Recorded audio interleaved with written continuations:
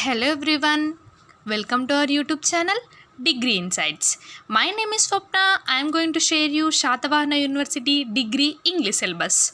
So నేను మీకు ఒక వీడియో పోస్ట్ చేశాను క్వశ్చన్ పేపర్ ఎక్స్ప్లెనేషన్ గురించి. సో అందులో మనకి 80 మార్క్స్కి థియరీ పేపర్ ఉంటుంది, 20 మార్క్స్కి ఇంటర్నల్ ఎగ్జామ్ ఉంటుంది. సో మనకి ఈ 80 మార్క్స్లో సెక్షన్ ఏ అండ్ సెక్షన్ బిగా ఉంటాయి. So section A is for 20 marks and section B is for 60 marks. So actually ఏంటి అంటే నేను ఎక్స్ప్లెయిన్ చేసిన క్వశ్చన్ పేపర్లో జస్ట్ క్వశ్చన్ పేపర్లో ఏమేం కాన్సెప్ట్స్ ఏమేం టాపిక్స్ టచ్ అయ్యో ఎక్స్ప్లెయిన్ చేశాను. బట్ ఇవాళ వీడియోలో ఏం చేస్తానంటే సో ఆ కాన్సెప్ట్స్ ఏంటి, సో వాటిని ఎగ్జామినేషన్లో ఎట్లా అటెంప్ట్ చేయాలనేది ఈ వీడియోలో చూద్దాం. So this is section A. So in the section A, so according to our question paper pattern we have A, B, C, D, E and F. So అంటే మనకి 6 బిట్స్ ఇచ్చారు. Out of 6 you are going to attempt any 4. So in the first bit we have active voice and passive voice. In the second bit direct and indirect speech, and the third that means C, simple, compound and complex sentences. Next idioms and phrases, and E and F are like మనకి passage comprehension passage ఉంటాయి. So one is from text book and another is generally. So అంటే మనకి ఏంటంటే so మనకి ఏదైతే 5 units ఉన్నాయో so 5 యూనిట్స్లో మనకి 5 lessons ఉంటాయి. ఆ 5 లెసన్స్లో నుండి ఏదో ఒక లెసన్ నుండి ఒక ప్యాసేజ్ ఇస్తారు. సో అందుకు సంబంధించి ఒక 5 క్వశ్చన్స్ ఇస్తారు, దానికి సంబంధించిన ఆన్సర్స్ మీరు రాయాల్సి ఉంటుంది. సో ఫస్ట్ బిట్ ఏంటి అంటే మనకి ఇక్కడ active voice and passive voice. So as you can see on the screen, so మనకి section A that 1A. So 1A ఏంటి అంటే మనకి active voice and passive voice. So active voice and passive voice నేను మీకు ఇప్పుడు explain చేస్తాను. So ఎగ్జామినేషన్లో ఎలా వచ్చినా ఈ 5 రూల్స్, కొన్ని రూల్స్ అండ్ రెగ్యులేషన్స్ ఉంటాయి. సో యాక్టివ్ నుంచి ప్యాసివ్ వాయిస్కి చేంజ్ చేయడానికి. సో ఈ 5 రూల్స్ని మీరు ఫాలో అవుతే సో ఈజీగా యాక్టివ్ వాయిస్ నుండి ప్యాసివ్ వాయిస్కి చేంజ్ చేయొచ్చు. సో మీకు ఒక ఎగ్జాంపుల్స్తో నేను ఎక్స్ప్లెయిన్ చేస్తాను యాక్టివ్ వాయిస్ అంటే ఏంటి, ప్యాసివ్ వాయిస్ అంటే ఏంటి అనేది. సో మనకి నార్మల్గా తెలుగులో యాక్టివ్ వాయిస్ అంటే ఏంటంటే కర్త వాక్యం, సో ప్యాసివ్ వాయిస్ అంటే ఏంటంటే కర్మవాక్యం. అంటే ఇక్కడ ఏంటంటే మనకి దీనికి ఒక ప్యాటర్న్ ఉంటుంది. So in the active voice the subject does the action. So అంటే యాక్టివ్ వాయిస్లో ఏంటి అంటే సో మనం ఒక సెంటెన్స్ తీసుకుంటే ఆ సెంటెన్స్లో సబ్జెక్ట్ అనేవాడు ఆ పని చేస్తాడు. అంటే ఇక్కడ సబ్జెక్ట్ని మనం హీరోగా కన్సిడర్ చేయొచ్చు. He is the main person of the sentence. So అంటే మనం సబ్జెక్ట్ను బేస్ చేసుకొని కనుక ఒక సెంటెన్స్ని చెప్తే దాన్ని యాక్టివ్ వాయిస్ అంటారు. అట్లా కాకుండా ఆబ్జెక్ట్ని హైలైట్ చేస్తూ ఒక సెంటెన్స్ చెప్తే దాన్ని ప్యాసివ్ వాయిస్ అంటారు. సో ఇక్కడ ఏంటి అంటే మనకి కర్త పని చేస్తే దాన్ని యాక్టివ్ వాయిస్ అనొచ్చు మనం. సో చూడండి ఇక్కడ, సో మనకి ఇందులో దీనికి కూడా ఒక స్ట్రక్చర్ ఉంటుంది. మనకి నార్మల్గా టెన్సెస్కి ఎట్లయితే స్ట్రక్చర్స్ ఉంటాయో యాక్టివ్ వాయిస్ కూడా ఒక స్ట్రక్చర్ ఉంటుంది. That is subject plus verb plus object. So చూడండి ఇక్కడ ఈ స్ట్రక్చర్ను బేస్ చేసుకొని మనకి ఇంకొక ఎగ్జాంపుల్ ఉంది. Ram eats a mango. అంటే రాము అనే ఒక వ్యక్తి ఒక మ్యాంగోని తింటున్నాడు. ఇక్కడ ఏంటంటే మనం రాముని బేస్ చేసుకొని, అంటే ఇక్కడ సబ్జెక్ట్, ఇక్కడ ఈ సెంటెన్స్లో Ram is the subject, eats is the verb, a mango is the object. So అంటే ఇక్కడ మనం సబ్జెక్ట్ని హైలైట్ చేస్తూ ఈ సెంటెన్స్ని చెప్పాం కాబట్టి దీన్ని ఏమంటామంటే యాక్టివ్ వాయిస్ అంటాం. సో ఇది active voice. So Ram eats a mango, ఇది యాక్టివ్ వాయిస్, ఇది సింపుల్ ప్రజెంట్ టెన్స్ ఫామ్లో ఉంది. సో దీన్ని మనం ప్యాసివ్ వాయిస్లోకి ఎట్లా చేంజ్ చేయాలో చూసే కన్నా ముందు ప్యాసివ్ వాయిస్ అంటే ఏంటో చూద్దాం. నెక్స్ట్ చూడండి passive voice. So passive voice అంటే ఏంటంటే మనకి కర్మని వాక్యం. సో కర్తని వాక్యం, కర్మని వాక్యం. సో ప్యాసివ్ వాయిస్లో ఏంటంటే ఇక్కడ మనము ఆబ్జెక్ట్ని బేస్ చేసుకొని సెంటెన్స్ యొక్క ఇంపార్టెన్స్ చెప్తాం అన్నప్పుడు. సో చూడండి ఇక్కడ in passive voice the subject receives the action. So మనకి యాక్టివ్ వాయిస్లో the subject does the action. అక్కడ సబ్జెక్ట్ని మనం ఏమంటాం అంటే డూయర్ అంటాం. సో ఇక్కడ ఆబ్జెక్ట్ని మనం ఏమంటాం అంటే రిసీవర్ అంటాం. సో సబ్జెక్ట్ని బేస్ చేసుకొని కనుక ఒక వాక్యాన్ని చెప్తే లేదంటే ఒక సెంటెన్స్ చెప్తే దాన్ని యాక్టివ్ వాయిస్ అంటాం.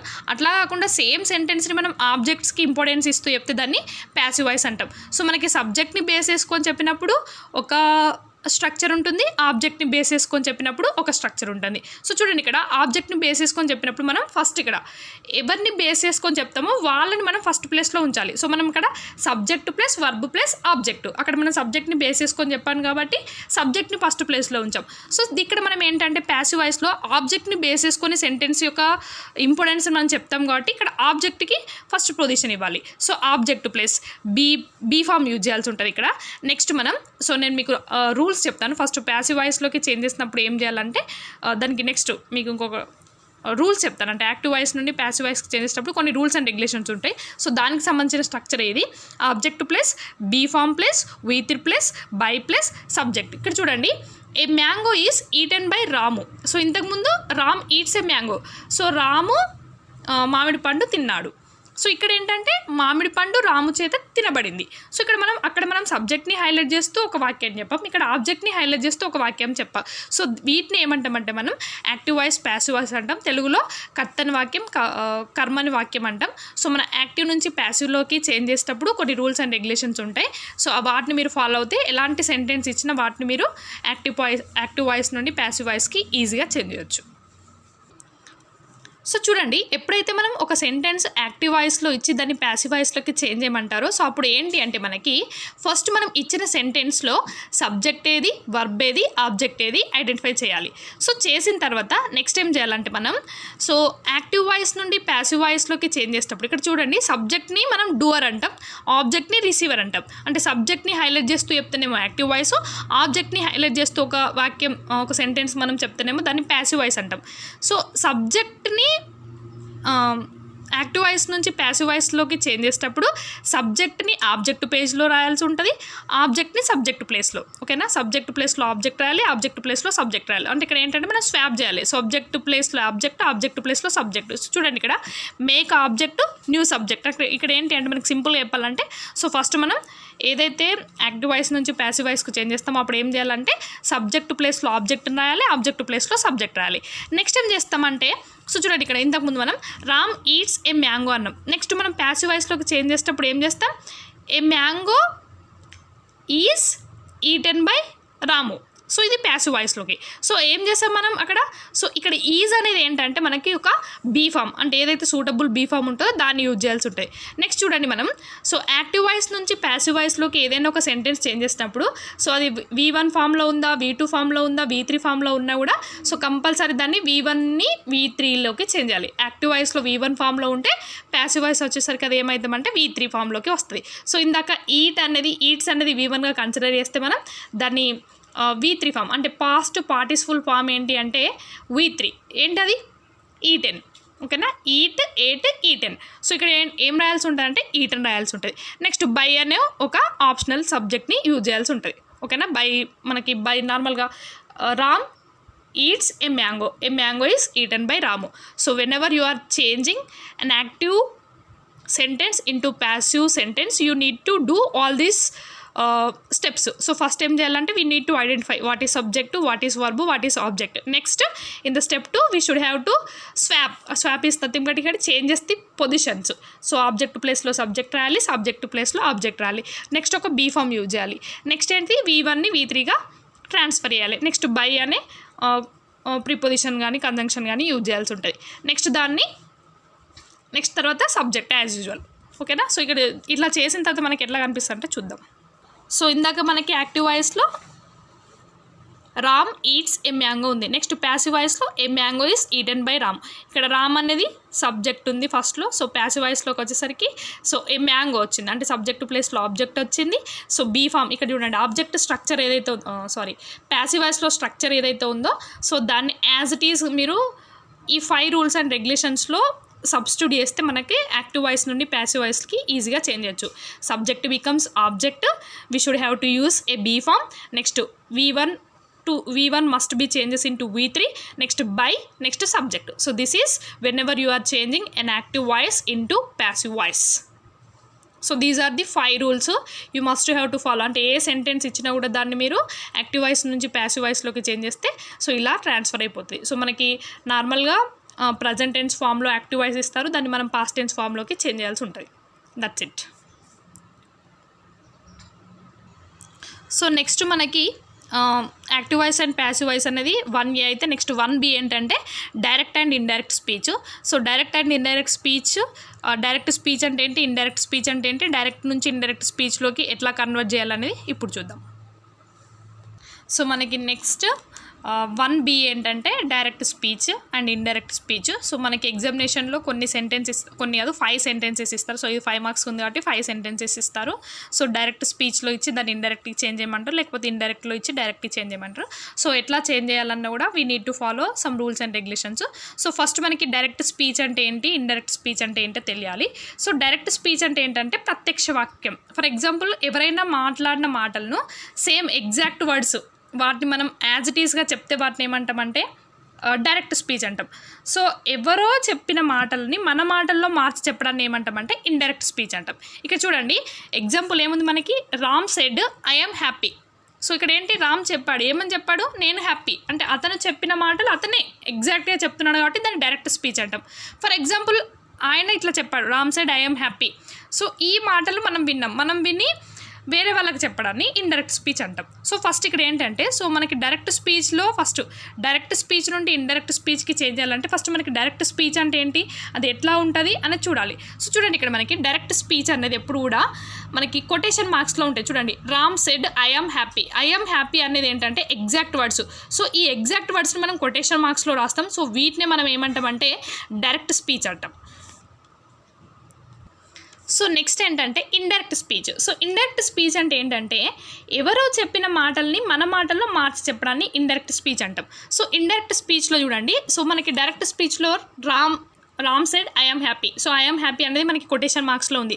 ఇండైరెక్ట్ స్పీచ్కి వచ్చేసరికి Ram said that he was happy. అంటే రామ్ చెప్పాడు, ఏమని చెప్పాడు, ఆయన హ్యాపీగా ఉన్నానని చెప్పాడు. అంటే ఇక్కడ ఆయన చెప్పిన మాటల్ని మన మాటల్లో చెప్తున్నాం. సో ఇక్కడ చూడండి, సో వాళ్ళు చెప్పిన మాటలు అవి ఎగ్జాక్ట్గా ఉంటే అవి కొటేషన్ మార్క్స్లో ఉంటాయి. సో దాన్ని డైరెక్ట్ స్పీచ్ అంటాం.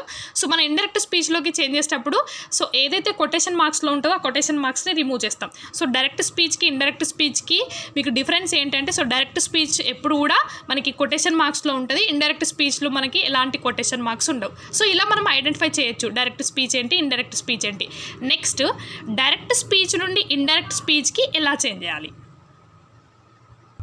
So whenever we are changing a sentence from direct to indirect speech, ఎప్పుడైతే మనం ఒక సెంటెన్స్ని డైరెక్ట్ నుండి ఇండైరెక్ట్ స్పీచ్కి చేంజ్ చేస్తామో ఫస్ట్ మనం ఏం చేయాలంటే, సో డైరెక్ట్ స్పీచ్లో మనకి ఎగ్జాక్ట్ వర్డ్స్ ఉంటాయి, అవి కొటేషన్ మార్క్స్లో ఉంటాయి. సో మన ఇండైరెక్ట్ స్పీచ్కి చేంజ్ చేసేటప్పుడు ఆ కొటేషన్ మార్క్స్ను రిమూవ్ చేయాలి. సో అది first we need to do that change. Next ఏంటంటే చూడండి, సో చూడండి మనకి ఏం చేంజ్ అయ్యి, ఫస్ట్ సెంటెన్స్ ఏముంది, Ram said I am happy. So మనకి ఇండైరెక్ట్ స్పీచ్కి వచ్చేసరికి Ram said that he was happy. So చూడండి ఇక్కడ, సో మనకి ఏమేమి చేంజెస్ అయినాయి అంటే, ఐ యామ్ హ్యాపీ అనేది హీ వాస్ హ్యాపీ. అంటే మనకి ఐ యామ్ హ్యాపీ అనేది ప్రజెంట్ టెన్స్లో ఉంది. సో హీ వాస్ హ్యాపీ అనేది పాస్ట్ టెన్స్, అంటే ప్రజెంట్ టెన్స్లో ఉన్నదని మనం పాస్ట్ టెన్స్కు చేంజ్ చేయాలి. Next I. సో ఐ అనేది ఎగ్జాక్ట్ వర్డ్స్. సో ఆయన చెప్పాడు కాబట్టి ఐ యామ్ హ్యాపీ. సో ఆయన చెప్పాడని మనం చెప్తున్నాం కాబట్టి ఐ అనేది ఎట్లా చేంజ్ అవుతుంది, హీగా చేంజ్ అవుతుంది. అంటే మనం ఒక ప్రనౌన్ యూజ్ చేయాలి. So I am. So am అనేది మనకి ప్రజెంట్ టెన్స్లో ఉంది. సో దాన్ని మనం పాస్ట్ టెన్స్లోకి చేంజ్ చేయాలి. నెక్స్ట్ ఏం చేయాలి, కొటేషన్ మార్క్స్ని రిమూవ్ చేయాలి. నెక్స్ట్ దట్ అనే కంజంక్షన్ని యాడ్ చేయాలి. సో చేంజ్ చేసిన తర్వాత ఎలా కనిపిస్తుంది అంటే మనకి ఇలా కనిపిస్తుంది. సో ఫైనల్ అండర్స్టాండింగ్ ఏంటి, so as you can see on the screen,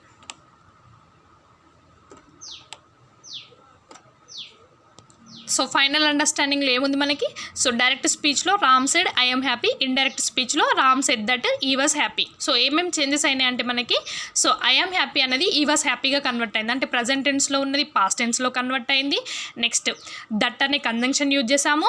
next quotation మార్క్స్ని రిమూవ్ చేసాం. సో ఇలా సింపుల్గా మీరు డైరెక్ట్ స్పీచ్లో ఇచ్చిన సెంటెన్స్ని ఇండైరెక్ట్ స్పీచ్లోకి చేంజ్ చేయాలి. సో ఒకటి గుర్తుపెట్టుకోండి, సో మనకి డైరెక్ట్ స్పీచ్ అంటే కంపల్సరీ ఎగ్జాక్ట్ వర్డ్స్ ఉంటాయి, ఆ వర్డ్స్ కూడా ఎప్పుడు కూడా కొటేషన్ మార్క్స్లో ఉంటాయి. సో నెక్స్ట్ ఇండైరెక్ట్ స్పీచ్లోకి వచ్చేసరికి we must have to remove the quotation marks. Next that అనే కంజంక్షన్ యూజ్ చేయాల్సి ఉంటుంది. So these are the sentences. Whenever we are changing from active into passive voice, we need to do all these changes. So that is all about direct and indirect speech. Hope you guys got an awareness about how to convert direct into indirect speech. And next, so మనకి next ఏముందో చూద్దాం. So question పేపర్లో మనకి next bit ఏంటంటే C transform the following sentences. So బ్రాకెట్లో మనకి simple, compound and complex sentences. So మనకి ఇది ఏంటంటే ఎగ్జామినేషన్లో 5 సెంటెన్సెస్ ఇస్తారు. సో ఒక్కొక్క సెంటెన్స్ ఒక్కొక్క టైప్లో ఇస్తారు, అంటే ఒక్కొక్క ఫామ్లో ఇస్తారు. సో ఇచ్చిన ఫామ్ ఫర్ ఎగ్జాంపుల్ సింపుల్లో ఇస్తే దాన్ని కాంపౌండ్లో ఇస్తే కాంప్లెక్స్ టు సింపుల్. సో ఇట్లాంటి ఒక టైప్ నుంచి ఇంకొక టైప్కి చేంజ్ చేయాల్సి ఉంటుంది. సో ఫస్ట్ మనం వీటిని ఒక టైప్ నుంచి ఇంకొక టైప్కి చేంజ్ చేయాలంటే ఫస్ట్ మనకి సింపుల్ అంటే ఏంటి, సింపుల్ సెంటెన్స్ అంటే ఏంటి, కాంపౌండ్ అంటే ఏంటి, కాంప్లెక్స్ అంటే ఏంటి అనేది తెలియాలి. So let's see what is the meaning of simple, compound and complex sentences. So మనకి ఇంగ్లీష్లో ఏంటంటే చాలా టైప్స్ ఆఫ్ సెంటెన్సెస్ ఉంటాయి. సో అందులో కొన్ని మనకి అంటే ఒక సెంటెన్స్ అంటే మనకి డిఫరెంట్ టైప్స్ ఆఫ్ సెంటెన్సెస్ ఉంటాయి. సో వాటికి కొన్ని నేమ్స్ ఉంటాయి. సో అందులో మనం ఏంటంటే simple sentence, compound sentence, complex sentences అని 3 టైప్స్ ఉంటాయి. సో ఇక చూడండి, ఫస్ట్ మనకి సింపుల్ సెంటెన్స్ అంటే ఏంటంటే సరళ వాక్యం. సో సరళ is nothing but here simple. అంటే మనం యూజ్ చేసే సెంటెన్స్ ఎట్లా అంటే సింపుల్గా ఉంటుంది. అందులో ఓన్లీ మనకి సబ్జెక్ట్ ప్లస్ వర్బ్ ఉంటుంది. సో మనం నార్మల్గా సింపుల్ ప్రజెంట్ టెన్స్లో ఎట్లయితే ఒక సెంటెన్స్ చెప్తామో సో సేమ్ సెంటెన్స్ మనం ఏమంటామంటే సింపుల్ సెంటెన్స్గా కన్సిడర్ చేయొచ్చు. సో మనకి ఇక్కడ సబ్జెక్ట్ ప్లస్ వర్బ్ ఉంటుంది. సో సేమ్ ఇక్కడ కూడా సబ్జెక్ట్ ప్లస్ వర్బ్ ఉంటుంది. ఐ ప్లే క్రికెట్, నేను క్రికెట్ ఆడతాను. షీ ఈజ్ హ్యాపీ, ఆమె సంతోషంగా ఉంది. ఇక్కడ చూడండి, ఇక్కడ ఈ సెంటెన్స్ అనేది ఒక స్టేట్మెంట్ ఫార్మేట్లో ఉంది. సో సింపుల్గా ఉంది. సో కాబట్టి ఇలాంటి సెంటెన్సెస్ మనం ఏమంటామంటే సింపుల్ సెంటెన్స్ అంటాం. సో నెక్స్ట్ ఏంటంటే compound sentence. So compound sentences ఏంటంటే సమాస వాక్యం. సో చూడండి, సో సింపుల్ సెంటెన్స్ ఏవైనా 2 సింపుల్ సెంటెన్సెస్ని మనం ఒకే సెంటెన్స్లో తీసుకుంటే దాన్ని కాంపౌండ్ సెంటెన్స్ అనొచ్చు. సో చూద్దాం, చూడండి, 2 లేదా ఎక్కువ సింపుల్ సెంటెన్స్ని అండ్, బట్, ఆర్ లాంటి కంజంక్షన్స్తో కలిపిన వాక్యం. అంటే ఇప్పుడు మనకి సింపుల్ సెంటెన్స్లో ఐ ప్లే క్రికెట్ ఉంది.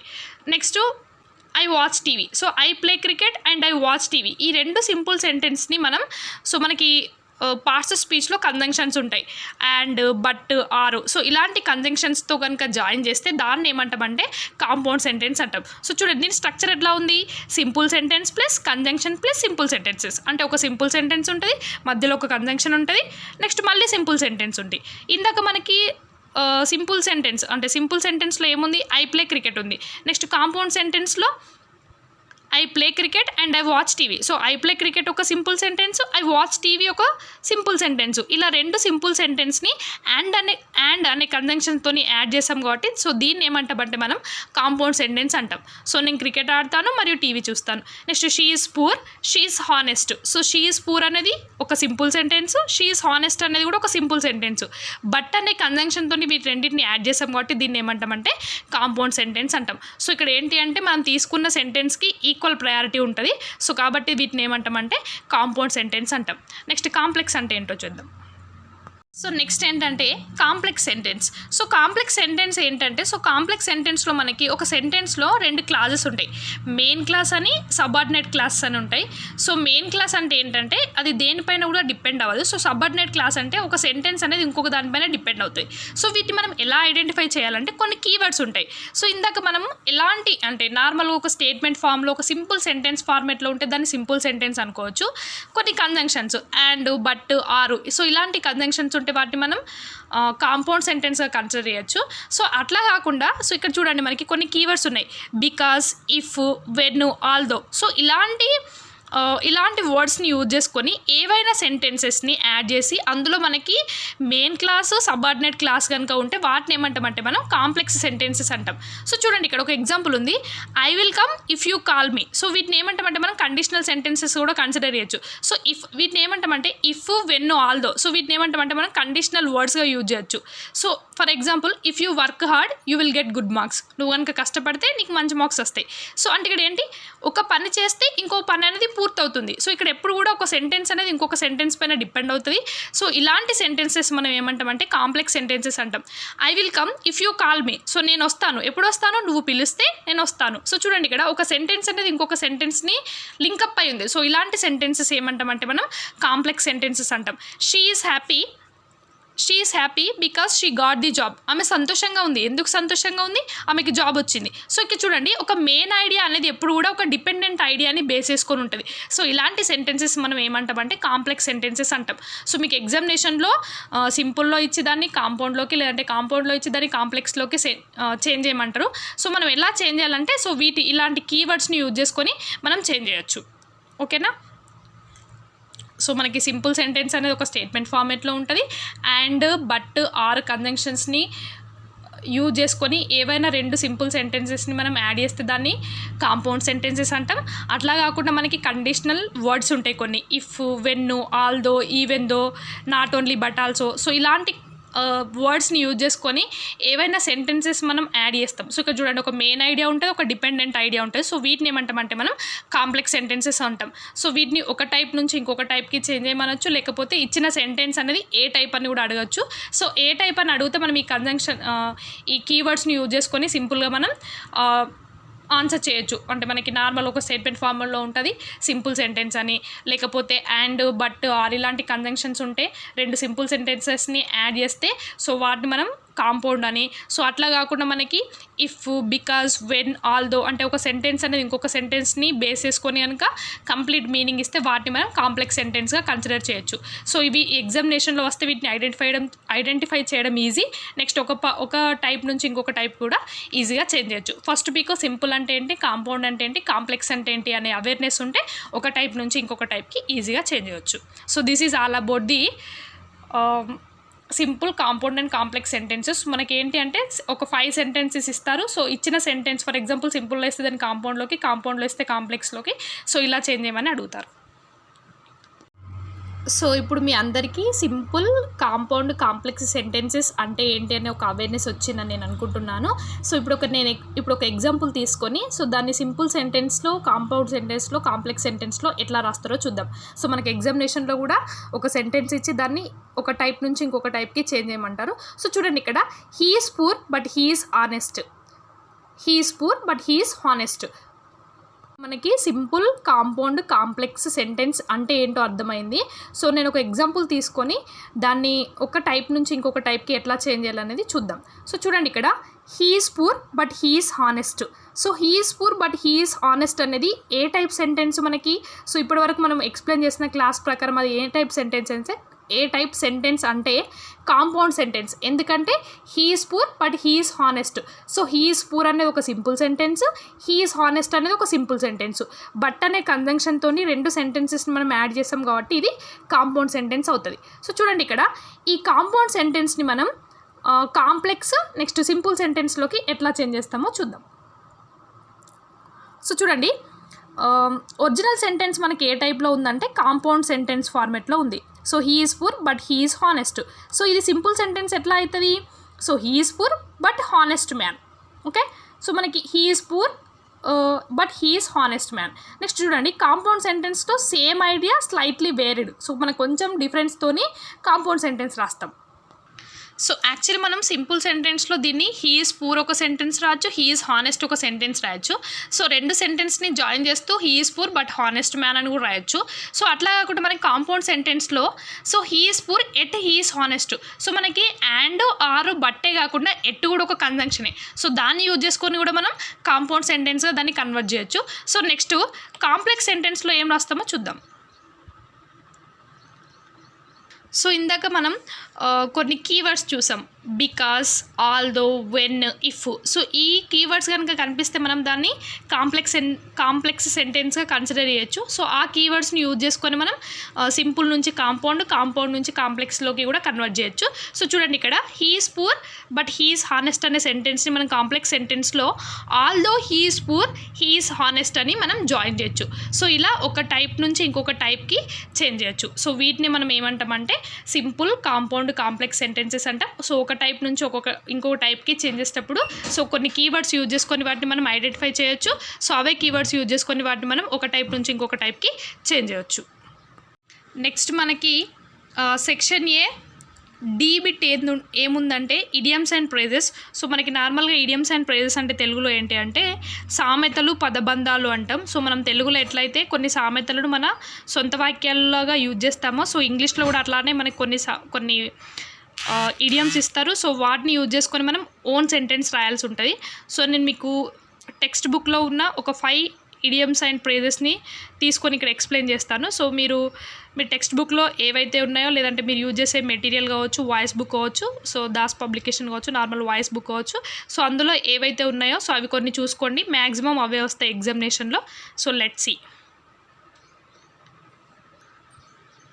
సో చూడండి ఇక్కడ ఇడియమ్స్ అండ్ ఫ్రేజెస్. సో మనకి టెక్స్ట్ బుక్లో కొన్ని ఉన్న వాటి ఒక 5 ఇడియమ్స్ అండ్ ఫ్రేజెస్ ఇక్కడ తీసుకున్నాను. సో వీటిని మనం ఓన్ సెంటెన్స్లో ఎట్లా యూజ్ చేస్తామో చూద్దాం. సో ఫస్ట్ ఏంటంటే break the ice. So break the ice అంటే ఏంటంటే మీనింగ్ స్టార్ట్ ఏ కన్వర్జేషన్, మొదటిసారిగా మాట్లాడడం. He told A joke to break the ice అంటే ఒక కన్వర్జేషన్ స్టార్ట్ చేయడానికి ఆయన ఒక జోక్తో ఆ కన్వర్జేషన్ అనేది స్టార్ట్ చేశారని అర్థం. సో చూడండి ఇక్కడ బ్రేక్ ది ఐస్ అంటే ఐస్ని బ్రేక్ చేయడం కాదు. సో అంటే నార్మల్గా నిశ్శబ్దంగా ఉన్న ఒక మీటింగ్లో ఒక కన్వర్జేషన్ స్టార్ట్ చేయడాన్ని ఏమంటామంటే ఇక్కడ అలాంటి మీనింగ్ వచ్చే విధంగా బ్రేక్ ది ఐస్ అనే ఒక ఇడియమ్ని మనం యూజ్ చేస్తాం. నెక్స్ట్ చూడండి piece of cake. So piece of cake అంటే very easy, the exam is a piece of cake. So చూడండి పీస్ ఆఫ్ కేక్ అంటే ఏంటంటే ఏదైనా ఒక టాస్క్ అనేది ఈజీగా ఉంటే so this task is very easy అని చెప్తాం కదా మనం నార్మల్గా. సో దాన్ని this task is like a piece of cake for me అని అనొచ్చు. The exam is piece of cake. So the exam is piece of cake to me అంటే మనం బాగా చదువుకుంటే సో ఎగ్జామ్ అనేది ఈజీగా ఉంటాయి. సో అలాంటి సందర్భంలో ఇలాంటి ఈడియంని యూజ్ చేసుకొని మనం ఆ సెంటెన్స్ మీనింగ్ వచ్చేలా ఇట్లా చెప్పొచ్చు. నెక్స్ట్ ఏంటంటే hit the books, study. So hit the books అంటే ఏంటంటే ఇక్కడ బుక్స్ని కొట్టడం కాదు, స్టడీ అని. సో స్టడీ అంటే ఏంటంటే చదవడం. So I will hit the books tonight, లేదంటే I will hit the books before the exams. Next once in a blue moon. So ఏదైనా ఒక పని అనేది మనం అరుదుగా చేస్తే సో అలాంటి సందర్భం వచ్చేటప్పుడు వచ్చే సందర్భంలో ఇలాంటి ఇడియంని యూజ్ చేస్తాం. So once in a blue moon అంటే అరుదుగా, చాలా రేర్గా, so very rarely. He visits us once in a blue moon. So ఆయన మనల్ని ఎలా చూస్తాడా, సో ఫర్ ఎగ్జాంపుల్ ఎవరైనా రిలేటివ్స్ మన ఇంటికి వచ్చారనుకోని, they visits us once in a blue moon. So ఇలా మనకి తెలుగులో అమాస ఒక్కోసారి పుణ్యానికి ఒకసారి అని ఒక సామెతను యూజ్ చేస్తాం చూడండి. సో అలా తెలుగులో ఎట్లయితే యూజ్ చేస్తామో కొన్ని సామెతలు అలాంటివి మనం ఇంగ్లీష్లో కూడా యూజ్ చేస్తాం. సో వాటిని మనం ఇడియమ్స్ అండ్ ఫ్రేజెస్ అంటాం. సో వెరీ రేర్ అనే కండిషన్ వచ్చే మీనింగ్తో మనం once in a blue moon అనే ఇడియంని యూజ్ చేస్తాం. Next cost and arm and leg అంటే ఏంటంటే మనకి ఏదైనా ఒక థింగ్ దాని కాస్ట్ అనేది, దాని ప్రైస్ అనేది కనుక హెవీగా ఉంటే సో అలాంటి సందర్భంలో very expensive. For example the phone cost an arm and leg అంటే ఫోన్ యొక్క కాస్ట్ లేదంటే ప్రైస్ అనేది చాలా హెవీగా ఉందని అర్థం. So call it a day అంటే stop working. So let's call it a day and go home. So మనం ఏదైనా ఒక పని చేస్తున్నప్పుడు దాన్ని సడన్గా ఏదో ఒక రీజన్ వల్ల ఆపేయాల్సి వస్తే దాన్ని కాల్ ఇట్ అ డే అనొచ్చు. సో ఇలాంటి వాటిని మనం ఇడియమ్స్ అండ్ ఫ్రేజెస్ అంటాం. సో మీకు ఎగ్జామినేషన్లో కొన్ని ఇస్తారు. సో వాటి మీనింగ్ తెలిస్తే మన ఓన్ సెంటెన్స్లో రాయాల్సి ఉంటుంది. సో ఒకటి గుర్తుపెట్టుకోండి, మీరు ఓన్ సెంటెన్స్లో రాసేటప్పుడు ఎప్పుడు కూడా సో ఏదైతే ఇడియం ఇచ్చారో దాన్ని యూజ్ చేసుకొని రాయాలి, దాని మీనింగ్ని మీరు యూజ్ చేయొద్దు. So compulsory break the ice అంటే బ్రేక్ ద ఐస్ అనే ఉండాలి, పీస్ ఆఫ్ కేక్ అంటే పీస్ ఆఫ్ కేక్. సో దాని మీనింగ్ అనేది దాని మీనింగ్ ఏది ఉంటుందో ఆ మీనింగ్ వచ్చేలా రాయాలి. కానీ సో మనకి ఇడియం ఏదైతే ఎగ్జామినేషన్లో ఇస్తారో సో సేమ్ అదే వర్డ్ని మనం ఎగ్జాక్ట్గా ఓన్ సెంటెన్స్లో రాయాల్సి ఉంటుంది. So this is all about idioms and phrases. So మనకి సెక్షన్ ఏలో నెక్స్ట్ బిట్ ఏంటంటే ఈ. సో ఈ ఏంటంటే మనకి read the following passage and answer the questions, seen passage from the prose selections from unit 1 to unit 5 text book. Next read the following passage and answer the questions. So మనకి యాక్చువల్గా మీ first year first semester పేపర్లో 5 bits మాత్రమే ఇచ్చారు. So maybe మనకి ఇక్కడ ఉన్న model పేపర్లో 6 బిట్స్ ఇచ్చారు. సో నిన్న ఆల్రెడీ నేను ఒక వీడియో చేసి పెట్టాను, అందులో కూడా చెప్పాను మనకి 5 బిట్స్ ఇస్తారు 6 బిట్స్ ఇస్తారు అనేది ఇంకా కన్ఫ్యూజింగ్గానే ఉంది. సో ఎగ్జామినేషన్ వరకు కూడా వెయిట్ చేయాలి. సో 5 బిట్స్ ఇచ్చినా 6 బిట్స్ ఇచ్చినా మనం అటెంప్ట్ చేయాల్సింది 4. So 4 × 5 20 marks. సో మనకి ఈ బిట్లో ఏంటి అంటే మనకి 5 యూనిట్స్ ఉన్నాయి. సో 5 యూనిట్స్లో 5 లెసన్స్ ఉంటాయి. Lessons are nothing but prose. ఆ 5 లెసన్స్లో నుంచి ఏదో ఒక లెసన్ నుంచి ఏదో ఒక పారాగ్రాఫ్ వస్తుంది. సో ఆ పారాగ్రాఫ్కి సంబంధించి 5 క్వశ్చన్స్ ఉంటాయి. సో మీరు ఆ పారాగ్రాఫ్ని ఒక 2-3 టైమ్స్ పర్ఫెక్ట్గా చదివితే ఆ క్వశ్చన్కి ఈజీగా ఆన్సర్ చేయొచ్చు. సో నెక్స్ట్ మనకి ఫర్ ఎగ్జాంపుల్ 6 బిట్స్ ఇస్తే ఇక్కడ ఎఫ్ బిట్లో కూడా ఇంకొక పారాగ్రాఫ్ ఇస్తారు. సో ఇంకొక పారాగ్రాఫ్ అనేది మనకి నార్మల్గా టెక్స్ట్ బుక్ నుంచి కాకుండా జనరల్గా ఇస్తారు. సో దానికి సంబంధించిన 5 క్వశ్చన్స్ కూడా కింద ఉంటాయి. సో ఈ 5 క్వశ్చన్స్ ప్లస్ ఆ 5 క్వశ్చన్స్. సో మనకి ఏంటి అంటే ప్రీవియస్గా పేపర్ ఇట్లానే ఉండేది, అంటే సిలబస్ చేంజ్ అవ్వకముందు సేమ్ ప్యాటర్న్. సో 6 బిట్స్ ఇచ్చి ఎనీ 4 అటెంప్ట్ చేసేవాళ్ళు. సో మనకి 6 బిట్స్ ఇచ్చినా 5 బిట్స్ వచ్చినా we need to attempt any 4. So మనకి 5 బిట్స్ ఇస్తే ఏంటంటే చాయిస్ ఒకటే ఉంటుంది, 6 బిట్స్ ఇస్తే ఏంటంటే చాయిస్ 2 ఉంటాయి. సో మనకి ఈజీగా ఇక్కడ పారాగ్రాఫ్ని అటెంప్ట్ చేస్తే మార్క్స్ అనేది ఈజీగా స్కోర్ చేయొచ్చు, ఎందుకంటే క్వశ్చన్స్ ఆన్సర్స్ అక్కడే ఉంటాయి కాబట్టి ఈజీగా రాయొచ్చు. So this is all about the section A explanation. So మనకి సెక్షన్ ఏలో active voice, passive voice, direct indirect speech, simple, compound, complex sentences, seen passages from prose. So మనకి 5 లెసన్స్ ఉంటాయి. So this is all about section A explanation. So మనకి section ఏలో ఏంటి అంటే 6 bits ఇస్తారు. So 6 bits నుంచి any 4 bits మనం attempt చేయాల్సి ఉంటుంది. So each bit contents 5 marks. So 4 × 5 20 marks. So మనకి 5 బిట్స్ ఇస్తారా 6 బిట్స్ ఇస్తారా అనేది ఇంకా కన్ఫ్యూజన్గానే ఉంది. సో 5 బిట్స్ ఇచ్చినా 6 బిట్స్ ఇచ్చినా మనం అటెంప్ట్ చేయాల్సింది 4 కాబట్టి 4 × 5 20 మార్క్స్. సో మీరు సెక్షన్ ఏలో కనుక 20కి 20 మార్క్స్ స్కోర్ చేయాలి అనుకుంటే సో కంపల్సరీ మీరు ఎన్ని బిట్స్ ఇస్తే అన్ని బిట్స్ అటెంప్ట్ చేయండి. ఎందుకంటే యాక్టివ్ వాయిస్, ప్యాసివ్ వాయిస్లో కావచ్చు, లేకపోతే డైరెక్ట్ ఇండైరెక్ట్ స్పీచ్లో కావచ్చు, మనం ఒక ఫామ్ నుంచి ఇంకొక ఫామ్కి మనం ట్రాన్స్ఫర్ చేసేటప్పుడు ఏమైనా మిస్టేక్స్ జరుగుతాయి. సో అలాంటప్పుడు మనకి మార్క్స్ అనేది లూజ్ అయ్యే ఛాన్స్ ఉంటుంది. సో అలా లూజ్ కాకుండా ఉండాలి అంటే సో మనం 5 బిట్స్కి 5 బిట్స్ లేదంటే 6 బిట్స్కి 6 బిట్స్ అటెంప్ట్ చేస్తే మనకి ఈజీగా ఎక్కడో ఒక దగ్గర 1 or 2 మార్క్స్ లాస్ అయినా కూడా వేరే దగ్గర అవి కవర్ చేసే ఛాన్స్ ఉంటుంది. సో కాబట్టి సెక్షన్ ఏలో మనకి 20 out of 20 రావాలి అంటే సో మనకి 5 బిట్స్ ఇస్తే 5 బిట్స్ అటెంప్ట్ చేయండి, 6 బిట్స్ ఇస్తే 6 బిట్స్ అటెంప్ట్ చేయండి. That means including choice. So మీరు 4 బిట్స్ పర్ఫెక్ట్ అటెంప్ట్ చేస్తే no problem, but if in case ఏమైనా డౌట్ ఉంటే you must have to attempt all the 5 bits. So this is complete explanation of section A, that is active to passive, direct to indirect, simple, compound, complex, next idioms and phrases, question and answers, seen passage and unseen passage. So ఇప్పటివరకు మీకు explain చేశాను section ఏ. Maybe ఇంకొక part B వీడియోలో నేను section B కూడా explain చేస్తాను maximum. So this is all about section A explanation. Hope you guys like it. So please consider subscribing Degree Insights and do follow my Instagram English_dreams24. Thank you for watching this video.